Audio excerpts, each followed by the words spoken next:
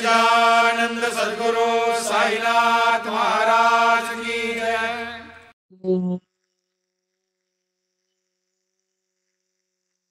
சாய்ராம். ஸ்ரீ சாயி சத் சரிதம் மராத்தியில் ஓவி நடையில் எழுதப்பட்ட மூல கிரந்தத்தின் தமிழ் மொழிபெயர்ப்பிலிருந்து 47வது அத்தியாயத்தை இப்பொழுது நாம் கேட்கலாம்.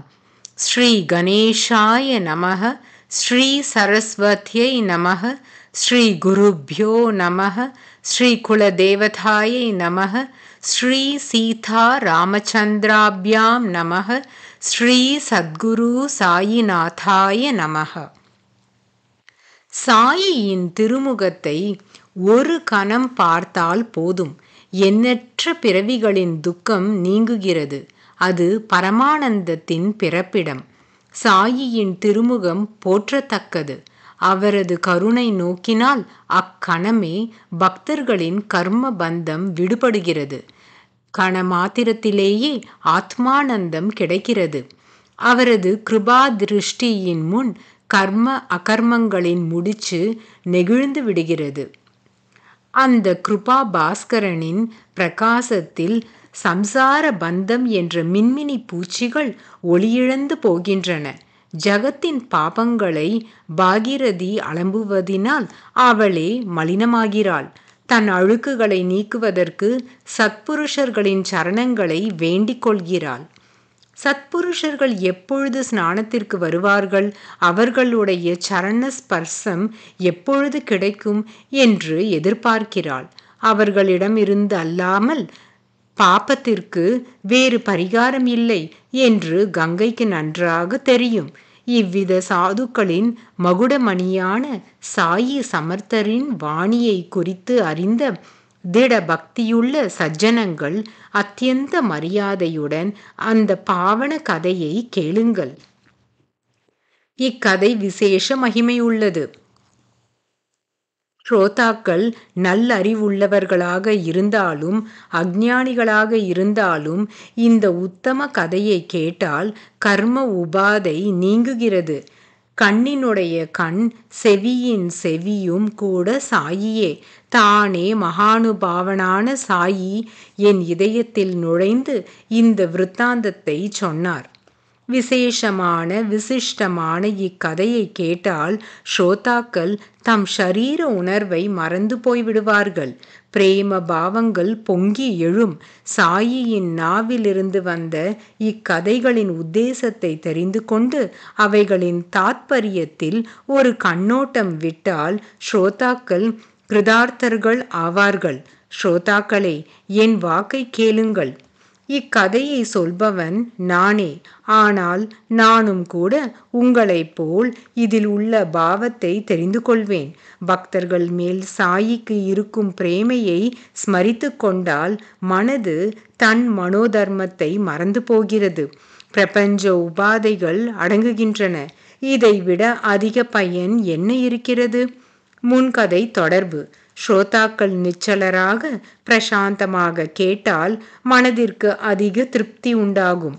சென்ற அத்தியாயத்தின் கடைசியில் ஸ்ரோதாக்கள் 2 ஆடுகளின் கதையையும் பாபாவிற்கு அவைகள் மேல் இருந்த பிரீத்தியையும் அவைகளின் முன்ஜென்ம ஸ்மிருதியையும் குறித்து கேட்டீர்கள் அல்லவா? அவ்விதமானதுதான் இக்கதையும் கூட. எல்லை மீறிய திரவிய லோபம் எப்படி வீழ்ச்சிக்கு வழிகாட்டுகிறது என்பதை கவனமாக கேளுங்கள். சாயியே தன் கருணா கடாட்சத்தினால் கதையை நேரடியாக தெரிவித்தார். ஸ்ரவணத்தில் எந்த விக்னமும் இல்லாமல் இருந்தால் சுக சந்தோஷங்கள் அதிகரிக்கும். கதையை சொல்பவன், சொல்லும் உதடுகள் எல்லாமும் சாயி சமர்த்தன். அப்படியானால் ஹேமாத்தியார் கேவலம் பெயருக்கு மட்டுமே. சாயி கதாசாகரத்தின் கரையில் அமர்ந்திருக்கும் நமக்கு கதைகளின் குறைவு ஏது? கல்பக தருவின் கீழே ஏதாவது கோரிக்கை தோன்றினால் அது நடந்தே தீரும். பாஸ்கரனின் வீட்டில் தீபத்தை பற்றி ஏன் சிந்தனை?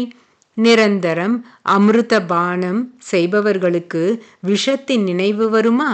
நமக்கு சாயி என்ற தெய்வம் நம் பின்னாலேயே இருக்கும்பொழுது கதாமிருதத்திற்கு என்ன குறை?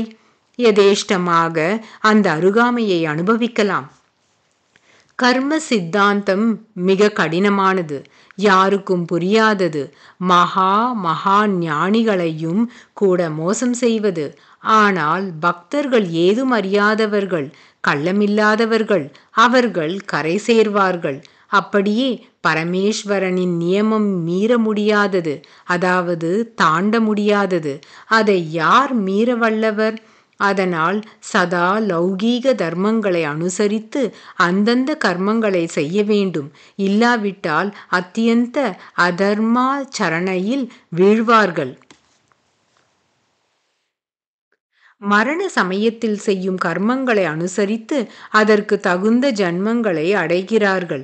யதா கர்ம யதா ஸ்ருத என்று சிலர் தங்கள் கர்மங்களை ஒட்டி ஞானத்தை அனுசரித்து சுக்ல பீஜங்களை விதைத்து யோனி மூலம் பிரவேசித்து ஜனிப்பார்கள். சிலர் தாவரங்களாக பிறப்பார்கள். யதா பிரக்ஞா ஹி சம்பவ, அவரவர்கள் புத்தியை அனுசரித்து அவரவர்கள் ஜன்மம் ஏற்படும். இந்த வசனத்தின் அர்த்தம் தெரியாது. அதனால் மீண்டும் ஜன்மம் எடுக்க வேண்டுமானால் விரும்பிய ஜன்மத்தை பெற முடியும். இருப்பினும் மீண்டும் ஷரீரத்தை எடுக்க வேண்டும் என்று விரும்புபவர்கள் மூடர்கள், அஞ்ஞானிகள். அவர்கள் சம்பாதித்து கொண்டதை அனுசரித்தே அவர்களுக்கு ஷரீரங்களின் பிராப்தி என்று அறிந்து கொள்ள வேண்டும். அதனால் ஷரீரம் விழுந்து போகும் முன்னரே ஆத்ம ஞானம் பெற கிடைத்த மாணவ ஜன்மத்தினால் அடைந்த விலைமதிப்பற்ற சந்தர்ப்பத்தை நழுவ விடாதவர்களே விவேகிகள் என்று தெரிந்து கொள்ளுங்கள். அவர்களே பிரபஞ்ச பந்தனங்களிலிருந்து முக்தராவார்கள். மற்றவர்கள் ஜனன மரண சக்கரத்தில் வீழ்வார்கள். எப்பொழுதும் ஷரீர பந்தனத்தை விடமாட்டார்கள். ஜன்ம ஜென்மாந்தர யாதனை, அதாவது சித்திரவதை விட்டு போகாது. இப்பொழுது இந்த கதையின் விசேஷத்திற்கு வருவோம். அந்தரங்கத்தில் தகாத எண்ணம் வைத்து நான் தேகம் என்ற ஞானத்தில் இருந்தால் சாத்வீக அஷ்டபாவங்கள் நீங்கிவிடும்.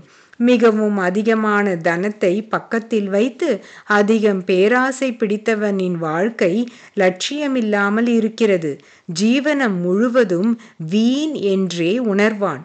மேலும் விரோத பாவம் ஷரீரத்தில் சஞ்சரிப்பது ஒரு பொழுதும் நல்லதல்ல. அதிலிருந்து மனதை கட்டுப்படுத்தி கொள்ள வேண்டும். இல்லாவிட்டால் அது வாழ்க்கையை அழித்துவிடும். பரஸ்பர விரோதத்தின் பலன் உத்தம ஜன்மத்திலிருந்து அதம ஜன்மத்திற்கு பிரயாணம். ருணம், சத்ருபாவம், ஹத்யை இவை தீரும் வரையிலும் ஜன்ம பரம்பரை விடுவதில்லை. அது தொடர்ந்து கொண்டே இருக்கிறது. இந்த விஷயத்தில் பரம பவித்திரமான சாயியின் நாவிலிருந்து வெளிவந்த அமிர்த வாணியை ஸ்ரோதாக்களுக்கு சொல்வேன். அமைதியாக கேளுங்கள். சாயி மாதா சொன்ன இக்கதையை நான் கேட்டேன். கேட்டது போலவே எனக்கு ஞாபகம் வந்தவரை சொல்வேன். சாயி தானே சரித்திரக்காரன். சவிஸ்தாரமான கதையை தானே எழுதி கொள்வார். ஹேமாத் கேவலம் நிமித்த மாத்திரன். அவனை ஆட்டி வைக்கும் சூத்திரதாரன் சாயியே. சாயி பக்தர்களே, 47வது அத்தியாயத்தின் தொடர்ச்சியை நாம் அடுத்த தொடரில் கேட்கலாம். சாயியை பணிக. அனைவருக்கும் சாந்தி நிலவட்டும். ஓ